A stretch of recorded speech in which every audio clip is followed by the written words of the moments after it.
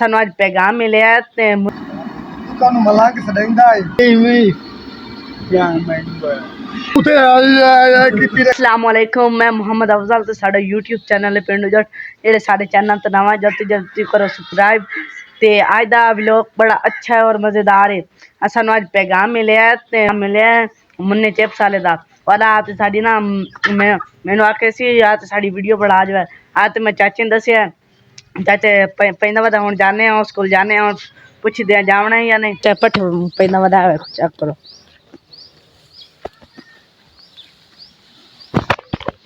चाचा मुन्ने दर जावना या नहीं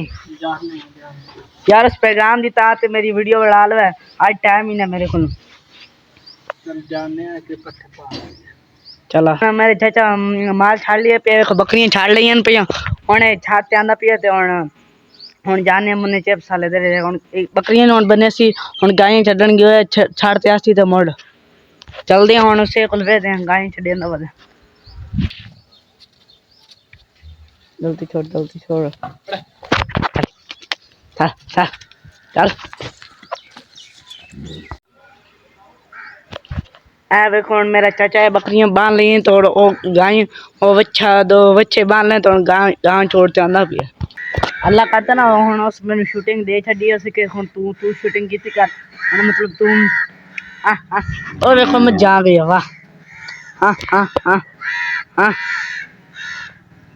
चाहे मज भी आ गया हुण एक गां रांदी है ओही आवे सी ओही तन भी खाई अल्लाह की तो मेरे चाचे अगे मैंने दी आई ओदा ना के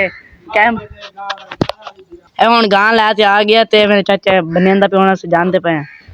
ते अल्लाह की माशाल्लाह हुण मैनू शूटिंग मिल गई मेरे चाचे दा हुण ऐ तो तू भी लोग किती कर और डीवी दी वजह तो काले मुंह वाले दी वजह तो मैनू उस कैमरेमैन फदा दी जिसके हुण तू कैमरेमैन की कर बात ने बोलना नहीं सही आंदा ते तो सारे दसेंदा इन बोलना नहीं आंदा ता माशाल्लाह मेरे चाचे सारे डोर बांध लैन ते हुण मुंह हाथ दोना पे धो ले सी तुम हुण जानदे पे हुण माशाल्लाह हुण मेरे चाचे हुण से जानदे पे सब्जी लवाना मेरे चाचे मोटर कटेंदा पिया हुण जानदे पे ओ जेड़ा बंदा बैठा ना साडे तो बड़ा सरदा है मुंह जेड़ा दोंदा बैठा हां जाओ चल चल चल चल असां पहुंच आए मुन्ने दुकान पे जा ਤੁਹਾਨੂੰ ਮਲੰਗ ਸੜਿੰਦਾ ਹੈ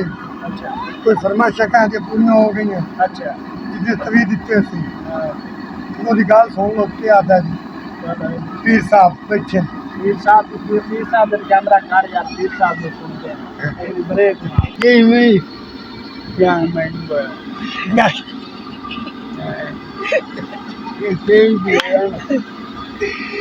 मुंह में जाके टूटता पे हो वो गाल कर पीर साहब